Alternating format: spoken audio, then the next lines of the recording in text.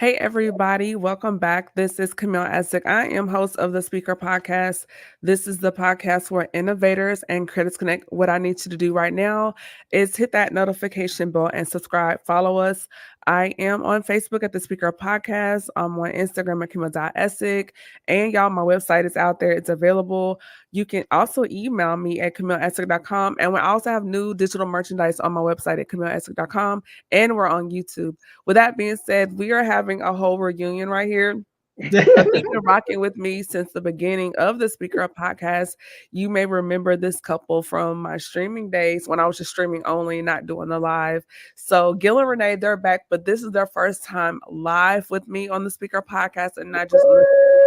So we're just excited to have them here and to welcome them back. So please let everyone know who you are and a little bit about what you do. Hi, my name is Renee. And I'm Gil from the Rich Relationship Refuge. And we are marriage mentors. We help people to have a better relationship with themselves, God, and others. You know, we started doing just the marriage mentoring about 19 years ago. About 19 years ago, because we realized that we didn't have a good example of what it was like being married. And we've been married 35 years. It'll be 36 here in December. And we decided that all we can do is share and give back to what we learned, hoping somebody can glean something from some of the trials and errors and things that we did just to equip them. You know, we got trained to be marriage coaches and counselors, lay counselors through our church and all those things. Community Bible Church. So we just wanted to share some of the things that we learned just to give back to some couples, and hopefully that can help them with their relationships. That's awesome. And also, can you kind of like give us a background as far as like your love journey? How did you all meet? Like, what was that like? Go ahead. You can start it. Well, I'm going to share something different about our story because everyone knows that I rolled a pencil off of a desk to get Gil's attention.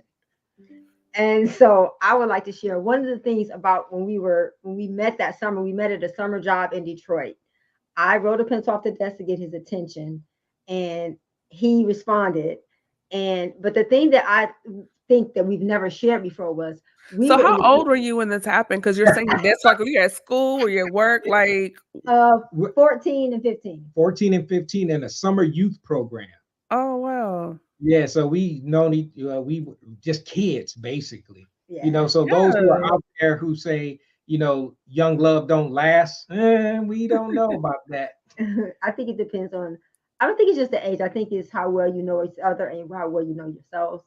But the thing about that we've never shared was that we used to catch a bus home together. We used to ride on the city bus because when you worked for the city, they would give you this bus pass and you can go ride. That was how you got your transportation to your job. Mass transit, you know, yeah, inner city Detroit. Yep. And we would always ride on the bus together. And Gil would always sit.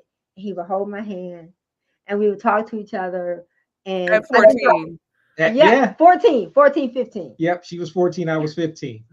And he was never like too forward, but I always knew that we were together. And so that's something we've never shared. So but the other part that we never shared is we broke up that summer, you know, where we were living on the opposite sides of town. And I said, you know what, you may want to date other guys. I may want to date other girls. And I didn't want to cheat on you. So I think we should break up. And we're Bible believers, you know, we love Jesus and everything. But we weren't saved then. But Renee just cussed me out, y'all. She let me have it. Boy, she let me have it. Oh, man. But, she was standing on business at 14. yeah, man. Serious. She was serious. And I thought I was doing the honorable thing by telling her the truth. You know, I didn't want to cheat, you know. So I said, let's just go our separate ways. So then you can. Nah, she wasn't having that. No, you know? So what city was this? This is in Detroit. Detroit. Yep, Michigan. Okay, yeah, Detroit. We were from Detroit. But I think what area code is that? 313. You know, it's funny how everybody goes by the area code, you know. Yes. 7 mile, 8 mile, 6 mile. If you really from Detroit, you know Woodward, Trowbridge. You know, people who Illinois. You know, it's funny that you say that because it's two things you can tell people from Detroit. It's 313, and we have a catchphrase. What up, though? What up, though? What up, though? That's the greeting. That's the standard greeting. So if you want to know, you want to have like some insight on Detroit, you just say, what up, though? Yeah. So, okay, my family's originally from Ohio. Okay. Like my mom was from Cleveland. I was born in Columbus. My dad, he's deceased. He's from Dayton. My grandmother's from Dayton. Okay. But I have, a couple people I still know there, and they say what up though. Yeah. Oh, do they? They're in Oh, Ohio. they got it from us. Detroit and Ohio got that rivalry thing going on. Yes. So Yeah. anytime there's like, football, I'm always rooting for Ohio State by default. See, and I'm a U of M fan, so I guess we can get off the line now. So, Because Michigan and Ohio, that's like a big rivalry. So oh man, it's huge. I didn't know it's that. nationwide. Yeah, Yeah, people know that. And it's not just guys. I was at a doctor's appointment in Wynn, Michigan, and this lady called me a troll. what? She said, "Oh, you from Detroit? Oh, you a troll?" Not the internet trolls. I Oh said, my "What?" gosh. They call anybody from beneath the bridge a troll. Because Michigan is separated by the Mackinac Island Bridge that separates Upper Michigan from Lower Michigan. So Oh if you live no. below the bridge, They call in you the a troll. lower part of Michigan, they call you a troll. No, when it's college football, I'm definitely like go Buckeyes. So Oh well, you know what? It's okay. We won the national title this year, so I that's mean, fine. And then with the military I- arm, with the yeah, Air yeah, Force, Army, yeah, Navy. I'm a Navy girl, so okay, Yay! yeah. it's a Air lot of Force, rivalry going on right here. yeah, yeah. You're right. You're right. But we're gonna be cool because we like each other. That's We right. Yeah. love We got you guys. Jesus. Jesus is our connector. Yes, I like and I love y'all. So it's Yeah. all We good. love you. Yeah. Look, we know, like, and love you. Yeah. Same. So we're gonna dig into this conversation. Then you all have been married for 38 years. Just for those that are not 30, aware, 35. 35. 45. But we were dating for 3 years. So So yeah, we've been together 38. Yep. 38. Okay, because in my mind I'm saying 38 because that's Yeah. just how I know you all, like Yeah. 38 years. Right. So going through those things, people have different backgrounds and things happen in their childhood growing up. How did you all navigate what I call the landmines of love in marriage? Because, people have trauma, they have different experiences. So Absolutely. what was your journey like as far as managing those spaces, managing those landmines in your marriage? You want to start? Now, mind you, when we started dating, like seriously dating, when he broke up with me at 14, then we started really dating for real at 18. Yeah. Okay. So remember, we are 18. We got married at 21. My mom was an addict and she got killed by a serial killer. My mom was never married. So I grew up being raised by kind of everyone in my family. So I had a lot of rejection issues. I had a lot of insecurities about, because my mom was very verbally abusive. So I had a lot of baggage. That being said, I think that the difference between our generation, like we were very resilient because we had to be. If I didn't get things figured out, I didn't have a backup plan. I couldn't say, well, if this doesn't work out, then I'm going to, because I was on my own. I lived on my own at 18. Gil's sister and I were roommates. Okay. So I think for us, because we didn't have social media, we didn't have we didn't have a lot of those things. So you really had to spend a lot of time with yourself. We walked a lot. So I did a lot of thinking. And so I think that I was very aware of things about me that I didn't want to do. So when me and Gil got together, I had already decided some things I didn't want to do. Mm-hmm. And so I already had some boundaries for me. And so when we got together, I just saw him as someone who saw me and got me. Mm-hmm. And I appreciated that. Yep. And for me, my parents got divorced when I was younger. So what I did was I realized early in my life, I wanted to be married even when I was younger. At that age of 14, 15, I knew I wanted a wife. I knew I wanted to be married. I knew that was an example of how I wanted to be, and I started working on those things, and that little thought stuck in the back of my mind, that I want to be married. So therefore, I also knew that there's things that I needed to learn and needed to do in order to be a husband. What it was, I had no idea or how I was going to accomplish it, but that was something that I knew I wanted to do. So when it comes to those landmines, that was something that I think I rethought about and tried and already decided before we even got together, or even before we walked down the aisle, or even got engaged, that I knew what I wanted from the very beginning. I think a part of what some people go through is you have to make up in your mind what you want from a relationship before you actually even get into it. And I think a part of that is about really you knowing you and being consciously aware of your strong suits and your shortcomings and things that you need to grow at. Because how can you be deficient in an area, realizing, let's just say it's communication or how you resolve conflict, and go into a relationship thinking it's going to fix itself? There are things that you're going to have to do and figure things out. And you and I really, I was the kind of person, I had a list of I was big on lists, pros and cons. What's the pros? What's the cons? What's the goods? What's the bads? And you and I, we talked about everything. I mean, he was my best friend. We talked about what we wanted to do when we got married and when we had kids, and who is your favorite person and who was my favorite person, and how is your credit? How is my? And we were 21. So all I can say is some of it was the way God wired us, but I also believe it was his hand on our life, because I believe he knew us in our mother's wombs. And so I think that was a big part of it, was God's hand on our life and the way he pre-wired us. Wow. So in that space, particularly Renee, with your background growing up with everything with your mom, how do you feel like your ability to receive love, or times where you had to trust? Because okay, so biblically speaking, the husband, the man, is the provider. And so in that space when he's trying to provide, was there any pushback, or you felt like, I'm comfortable trusting him to lead because this is all I have and I'm kind of putting my eggs in one basket? Did you create room for him to lead? And if not, or what happened for you allow that to happen? I've always been good at balancing budgets and managing money. So even before me and Gil got together, I already had my own check account. I already had, it wasn't a lot of money in it. But I already had things. I already knew how to run a house before I got married. And so when we came together, Gil knew what he was good at. I knew what I was good at. And so because we both really didn't have a lot, I think the thing that was really made me feel confident with giving up what the career I had was because we made a decision while we were dating that we'd never let money come between us. We were on the Belle Isle Bridge, and we said that we would never let money come between us. And I was making more money than Gil because I was a hairstylist and he was an airman. But actually, I wasn't even in the military. Right. Yet. Yeah, you were. I was just working a job. Yeah, when we made that commitment. But then when you joined the Air Force.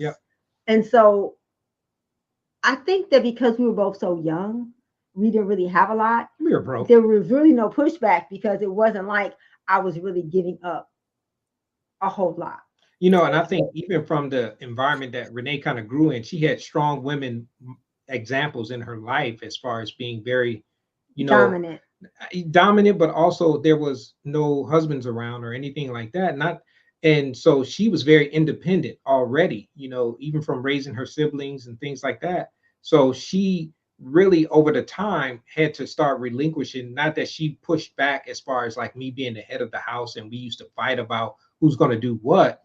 But I think as we really got involved with our relationship with the Lord and those types of things, there was a shift and a change, where I didn't have my dad to give me an example of what it was like to be the head of the house. He wasn't a believer in his early life, even when we was kids.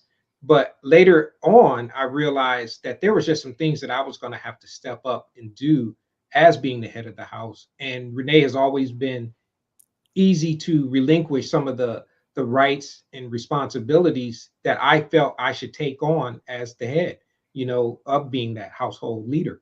And I think our temperaments have a lot to do with that. Okay.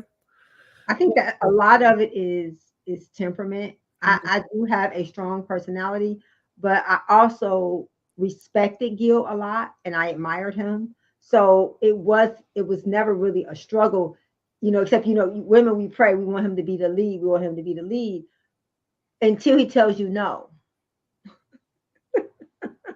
How do you handle the no? Like, as the wife, how did you handle the no? Or how do you handle the no? I didn't do good with the no's. I would have temper tantrums. I would fold my arms and close my eyes, just ride in the car in total silence. And then the Lord started teaching me that is rebellion. If he asks you to do something and you silently decide to not do it, then it's rebellion. And I was like, oh, wow, I didn't know that. I didn't know I was being rebellious. I just thought I was just giving him the silent treatment. I didn't realize how negative that was. I knew it was a Mhm. silent treatment. But but I also realized that even in our earlier relationships where we went through the struggles, just like everybody does, trying to figure things out, who's doing what in the relationship. But she was always not from a rebellious point of we would have these knockdown, drag out arguments about certain things or anything like that. Communication was the key. If we talked about everything, like she said a little bit earlier, that is the key to where if you're thinking about something, or I would always say it's okay to question for understanding, but when you question when a decision has to be made, then that's a whole different ball game. If you need to understand why I say we should do A or B, then We can talk it's about it. my responsibility to explain it. What my mindset is and what I'm thinking about versus it's because I said so. No, that don't fly. That won't work, especially in a relationship. Even, and I didn't have that type of mindset even in the beginning of our relationship because I wanted her input. I wanted to know what she's thinking because we were so young. I had doubts and uncertainty about things and question things, but it's always better if you got a buy-in of the person you're in relationship with when you have to make a big decision, like say moving across country or changing jobs or changing roles or even changing careers and things like that. You want that counsel. That's good. So as the husband, Mhm. do you feel like her trusting your leadership just reaffirms you even more? Because I think in this generation, there's such a testing of the wheels, like an ego back Yeah. and forth that maybe they don't understand that concept. Because so can you kind of unpack a little bit more when her trusting your decision on something, and if it doesn't work out later, fine, but just her just having Right. your back in that decision, like as a husband, can you kind of unpack what that Yeah. really Yeah. is for Absolutely. men? Absolutely. That's a great point because a part of it is being consistent. I think I had to establish how to be consistent first in decisions that I were making, not having second thoughts, not going back and forth and vacillating between do A or do B and not having the certainty about things. No, you can't have certainty about everything. But when a decision comes up, you have to really decide, hey, this is what I'm thinking, this is what I want to do. And I wanted to make it from a standpoint of if I'd make a decision and we are in this together, I'm going to always be thinking about us and not just me and not just what I want and what I want to pursue or even do from that standpoint. So I think it's a part of being consistent in making those decisions, but also being comfortable in your role as the leader of the household too, or Mhm. even the leader in the relationship, And I think Renee made it easy because again, we talked about it. I think that is so key and so pivotal about having a good healthy balance in your relationship because you got to have that foundation of communication. It is foundational to everything. And then for you, Renee, just part two of that question, what was that like for you? Like once you're like, okay, I can really trust him in that decision, and actually it made things easier versus I want to say fighting against him, but not being rebellious as the word that you use. Mhm. Like as a whole, did that make the environment easier, Yeah, or you kind of find your stride or your rhythm, so to say? I think a part of it is even when we were dating, if you said he was going to do something, he did it. He said he Okay. was going to be somewhere, he was there. So he showed me that I could trust him. And so trusting him with the small things made it easier for me to trust him with the big things. Yes, I still had insecurities. Yes, I still had self esteem issues. But I tried to lean into he hasn't given me a reason not to trust him. That's And good. so I Like think the it's receipts. He gave you receipts. yeah, thank you, exactly. He had a big old. He was his job. He'd be gone for 3 days and home for 3 days. He had this big huge box with all these letters and his journals and everything. And he said, "You can go through. You can read it. I don't care." I was like, "Really?" And I found a journal because Gil is a writer. He likes to journal, and I was reading his journal, and I did have my doubts about if he really was as in love with me as I was in love with him. And when I Mhm. read his journal and I saw how much I was in his thoughts and in his preparation, and he's talking about me, and I was like, oh my gosh, he really loved me. And we were Oh, already married. So I think that the more that your actions and your words line up, the easier it is for you not to get pushed back. Yeah, I think a lot of men, particularly because I listen to a lot of narratives within my Mhm. demographic, and there's this whole thing about submission, but they're not getting is women want to, but they need security, they need Oh safety, yeah. and Mhm. provision goes beyond just having money, Yep.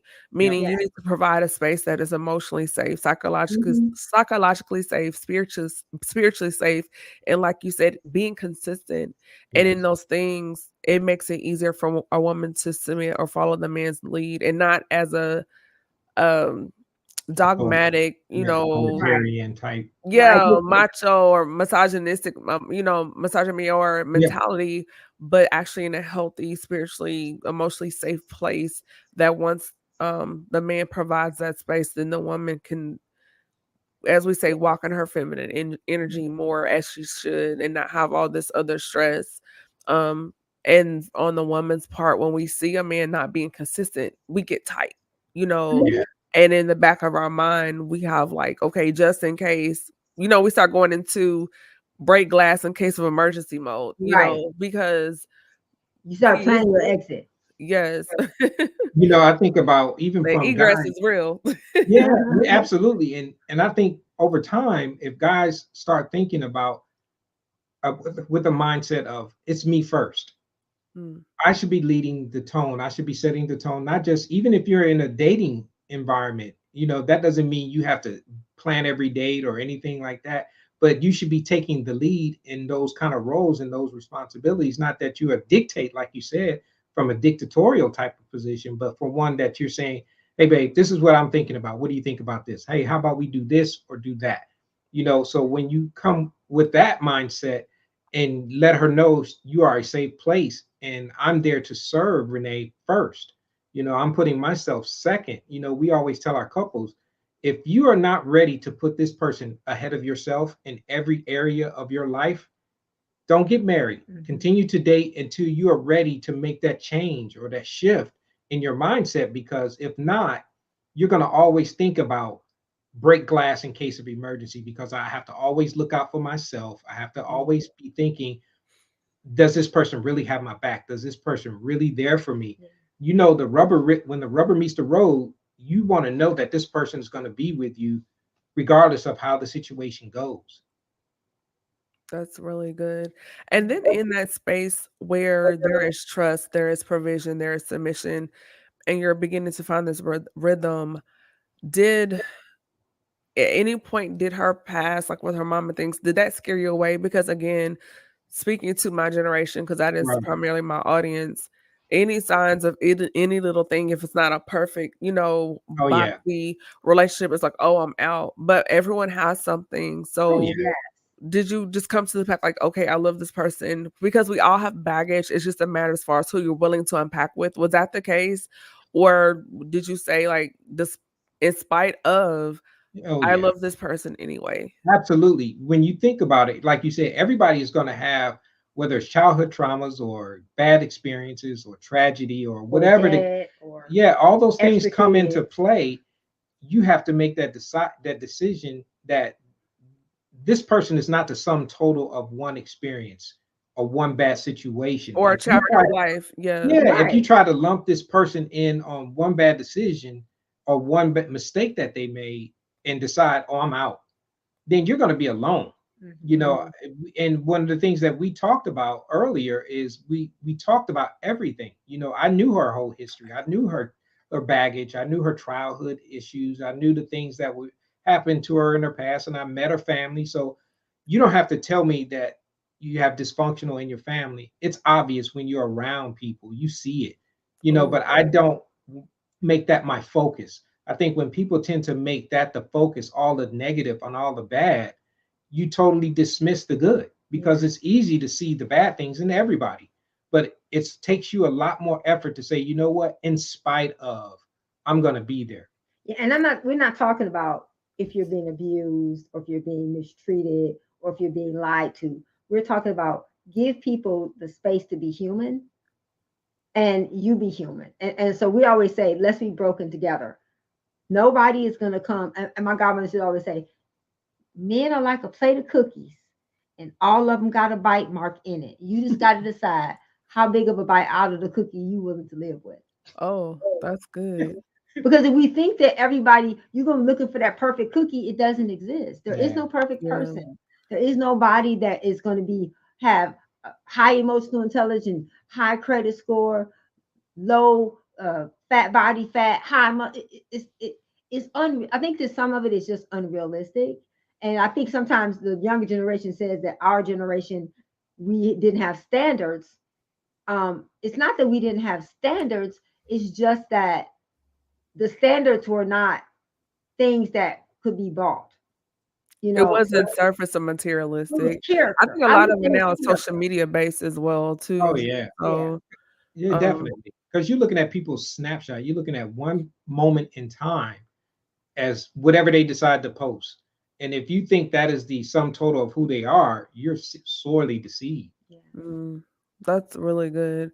So going further into this conversation, before we go on, if you are enjoying this conversation, please like, comment, and share, and be sure to hit the notification bell on YouTube at the Speaker Podcast. Follow me, Camille Essick, on Instagram at Camille.Essick.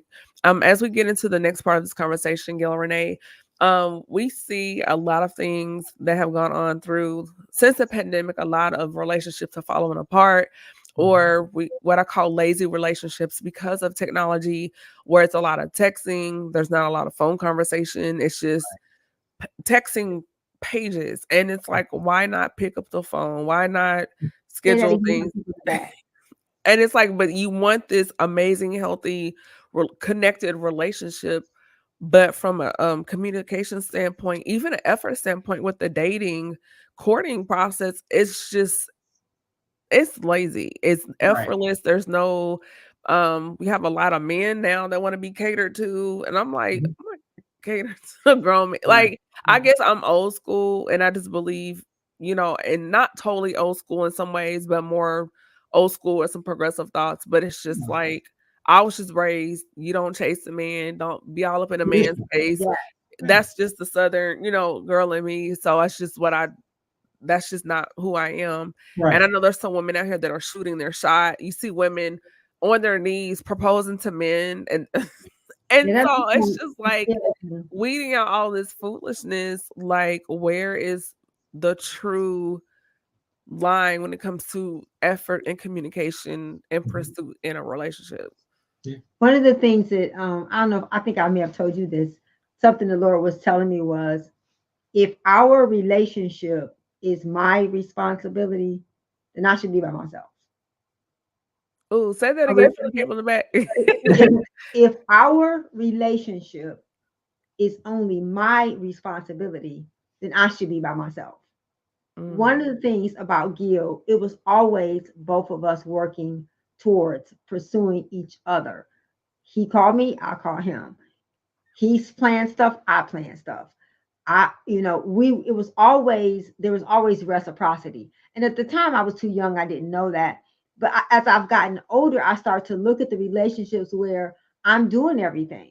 If I got to do everything, why do I need you? mm.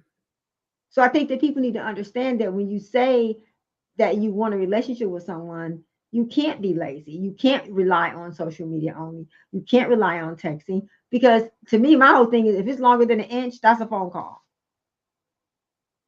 If you got 25 lines in a text message, that's a phone call. And I think even with social media today, sometimes people rely on that to convey what they really are thinking. Yes, it may convey a thought, but there's so many other parts to communication. It's body language, it's inflection, it's tone, it's message, it's understanding. It's so many other elements that And go it's your along with sentiments and your motives. communication that you can't get in a text message Mhm. or just through some quick blurt on a voicemail or something like that. There's never going to be an exchange with direct communication, just like what Yeah. we're doing right now, that you can substitute. Yeah. And when people use that as their method, like you said, laziness, I call it complacency. If you're Yeah. already complacent in your relationship and don't want to put forth any effort into pursuing this person that caught your eye or engaged you intellectually, or you feel like that is emotionally healthy, that should be a natural draw. And as a man, we like to hunt. I'm not a hunter. I'm from Detroit. but I know how to shop as an example. So when you chasing down a new pair of kicks or something like that, a new suit or a new tie, a new shirt, whatever, you're gonna go all over and look for it. Well, we like to hunt.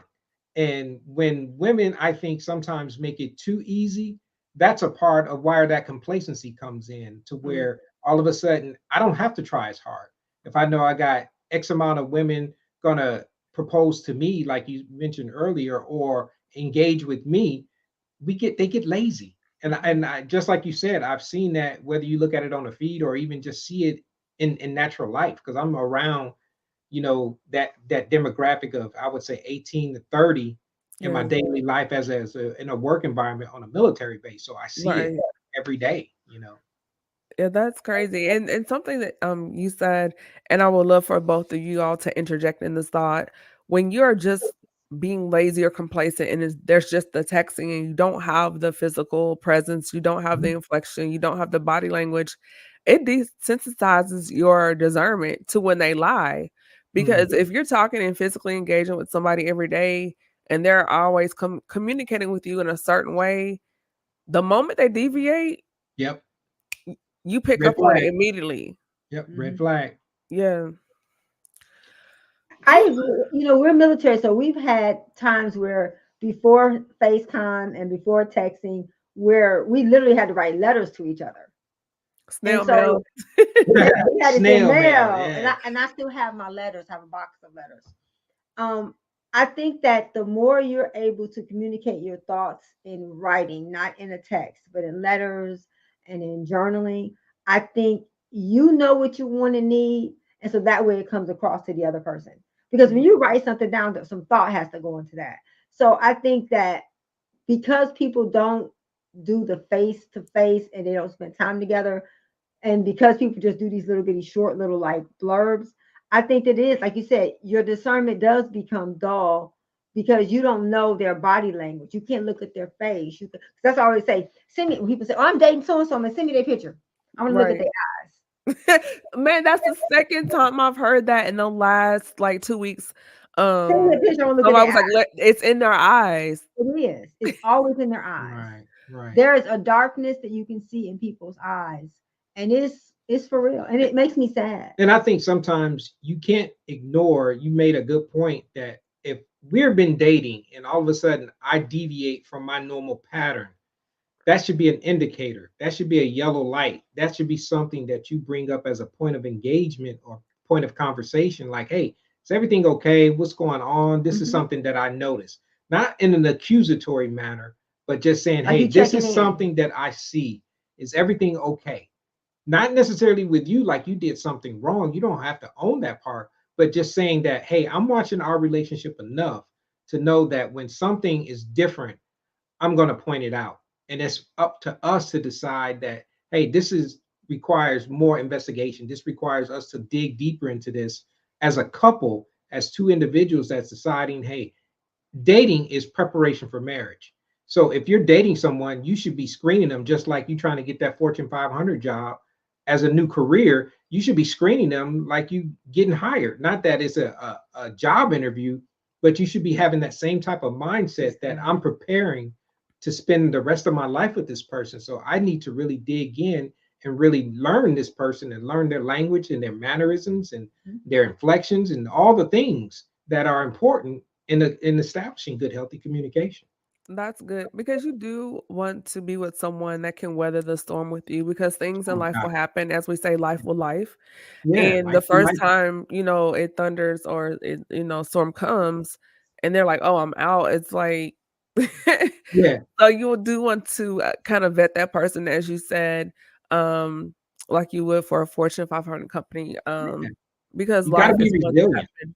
Yeah. Yes, And and you then have to be also too, how they consistent. respond. Like, are you gonna get mad and punch the wall, or are you gonna lay in the bed and not bathe for 3 days? Like, we need to Yeah, know these things. So those things do matter. And something else I looked at that I noticed, and I've always loved old people. I've always been a person to sit there and listen to the old women, listen to them talk with my ears open and my ear mouth Yes. hustling. closed. Yes, we love And, the mothers and the unks. oh, just love them. And I would sit there and I would listen to them, and they would say, "Baby, you better watch how he treat his mama." Because if you treat his mama bad, he gonna treat you bad too. I watched how Gil cared for his mother and his sister and his grandmother, not in a mama's boy way, but in a he is the man of his family. He is going to look out for them. So if he's doing that for them, then he's going to do that for me. And so you can't ignore those things. All the things that you were told when you were little and you're growing up, those things may seem out of date, but the relationships that are successful are based on those old fashioned, outdated, antiquated principles. Yes, even And in so those many. there are outliers because people do have different family dynamics. Oh yeah, So there are absolutely. instances, and you do have to understand that as well. But I Yeah. definitely understand what you mean by that. Yeah, Oh yeah, because everybody has, I hate saying the word everybody because most people. most people, if you have good examples, whether it was your direct father or uncle or coach or Yeah, somebody mine in was your my life. grandparents, like, that Yeah, they are, like, one of my what I call templates, and I have a couple yeah, people like, I look at you all, my Mhm. grandparents are both deceased, but they were, like, another template for me. So I do have a couple people in my life that I can draw from. I'm going, "Okay," like, so I yeah, guess I've seen good marriages and been around them. They were married until my grandmother died. My grandparents were married for 52 years. yep. Wow. And you go kind of goes back to what you asked originally. The reason why we do Rich Relationship Refuge is because we want to not be forced mentors for anybody, but we want to share some of the things that we have learned over the time that we've been together, good and bad, that hopefully somebody can glean from and use as a template or an example to go from, or at least starting point. Because unfortunately, we've had relationships, or I've seen relationships in my own family that have spanned years and years and years, but Mhm. it's not a conscious effort to share those things, those principles about what made you successful in your relationship or in your marriage with people naturally. Right. So we are conscious about opening up, when we go live or we talk about things, and like being here on your show, we're just sharing the things that we know. Do we think we have all the answers? Absolutely No. not. But we can give you a reference point or something to start with versus an empty sheet of paper. And Right. not just from our training, but from what we really apply in our real life. And I think that's Mhm. important for us is that Jesus didn't send a track, he came into the earth. People need someone to walk alongside them that they can touch and talk and know. And I think that that is what discipleship is really about. And that's what mentorship is, walking alongside people, not just because we have books and we have all that, but it's just something about being face to face with people that, like Gil said, there's no substitute for face to face. Right. That's good. And, I've been connected with you all since 2019. Yeah. And throughout that time, every time that we've spoken and, Renee will call me and I'll call her, and we'll be on the phone for 2, 3 hours. And sometimes, you'll come in like, "Oh, hey, Gil," Yeah. but every time I've spoken with you all, there's not ever been a time where I didn't learn something Oh, or Oh, we you love you. We learn from didn't you. pour something into me, and it's always been a learning experience, and so I can vouch for that and say definitely, yes, they do. yeah, Thank you, as you always say, thank you for the poor. yeah, Camille, thank you for the poor. we try, and that's all we can do is just put it out there. So even just for anybody who's watching this or listening to this, you can share, you can pour into somebody something, and that's what we should always be doing, is trying to give instead of receiving. Because I think that success without a successor is failure. Who are you Oh, taking with you to the next level? yes. How are you pouring into the next generation, the next couple, your next neighbor, your next cousin? How are you making a difference? How are you duplicating what God put in you into somebody else? Yep. Awesome. I cannot wait to bring you all back because I definitely want to continue this conversation with Oh, y'all. absolutely. But Anytime. before we wrap things up, I do want to say thank you everyone for tuning in. Be sure to follow us on Facebook, Instagram, YouTube. Also send me an email there at the speakerpodcast@gmail.com. And before we get to those things, Gil and Renee, do you have like a little nugget or gem that you can leave with the viewers and listeners? And then also, where can people reach you on social media? I think the most important gem that we can leave with them is that in order to love somebody else, you got to love yourself. And that is going to come from your relationship with God. Mhm. So, of all the training and tools that you can get, it starts with your relationship with you and God. And from that, you build on that. Yep. And I mean, that says it really, really well. And if you want to reach out to us or find us, you can find us at Rich Relationship Refuge. You can good, hit it on Google. We'll pop up with the podcast. We have a podcast. We have go lives. We have the YouTube videos. Renee does an And we amazing have a job. new book and a new app, and it's available too. So Rich Relationship Refuge. The new book is The Singles Blueprint. So for dating and marriage. So we put it out there. Awesome. Again, thank you all again. As I always say, like you say, thank you for the pour. And y'all, we're gonna be off next week just for a little break, and then we'll be back for the following week. Only because next weekend is my birthday. That's why. Yes, my birthday. Yes. So with that being said, hold tight on Gil Renee. Okay. Everybody, this is Camille Essick. I'm host of the Speaker Podcast. This is the podcast where innovators and creators connect. Be blessed, and Lord willing, I'll see you on the other side. Good night. Bye. Good